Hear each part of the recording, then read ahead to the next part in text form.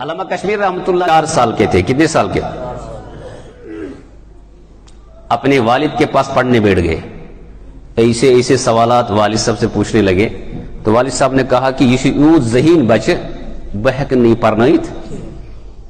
اس کے بعد ان کو ہزارہ بھیجا تک علم لگ امس پرناونی. ہوتے ہوتے کچھ مدت گزری تو انہوں نے کہا کہ نہیں یہ اتنا ذہین بچہ ہے اس کو نہیں پرنائت. پہنچ گئے دیوبند. کہاں پہنچ گئے؟ تک شیخ الہند رحمۃ اللہ علیہ مولانا محمود حسن شیخ الہند رحمۃ اللہ علیہ جن کی تفسیر عرب و عجم میں چلتی ہے. تو انہوں نے ان کو سنبھالا. انہوں نے کیا کیا؟ سنبھالا.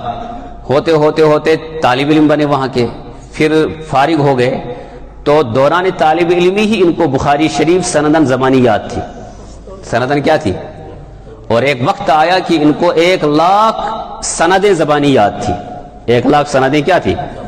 ایک دن ان سے کسی نے پوچھا حضرت آپ کو تو بہت حدیثیں یاد ہیں, کچھ اشعار بھی یاد ہیں یا نہیں ہیں؟ انہوں نے کہا میں شعر و شاعری نہیں کرتا, میں اشعار یاد بھی نہیں رکھتا ہوں, البتہ میں نے جتنی کتابوں کا عربی فارسی میں مطالعہ کیا ہے, عربی اور فارسی میں کیا کیا ہے؟ مطالعہ کیا ہے.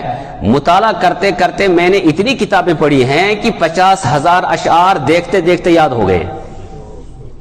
کوشش علم شی. اور ایک دن اعلان ہو گیا کہ جتنے بھی کتب خانے جلا ڈالو.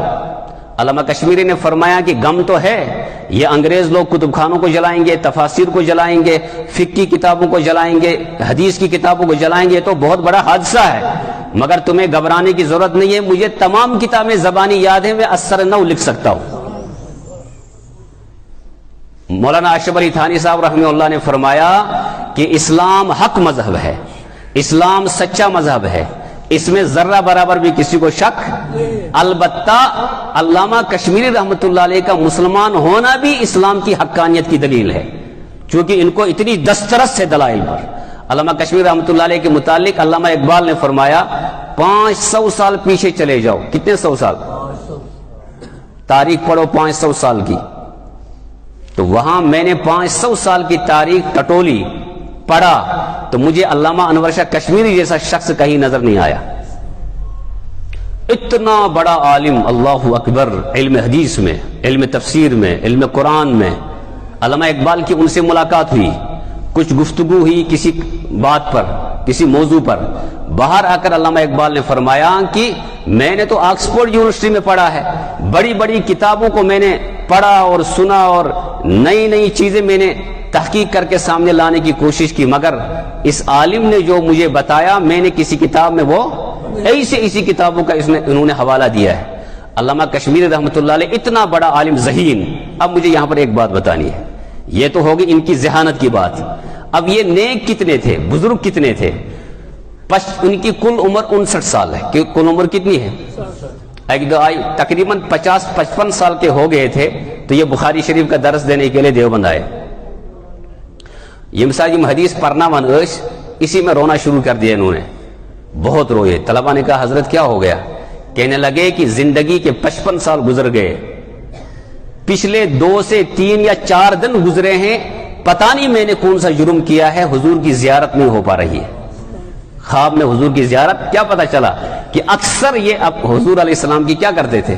زیارت. اتنا نیک آدمی. اتنا ہی نہیں, میں ان کے بیٹے ہیں, ان کا نام ہے مولانا انظر شاہ رحمہ اللہ تعالی, وہ بھی علامہ تھے, وہ بھی کوئی کم, بہت بڑے عالم تھے, بہت بڑے.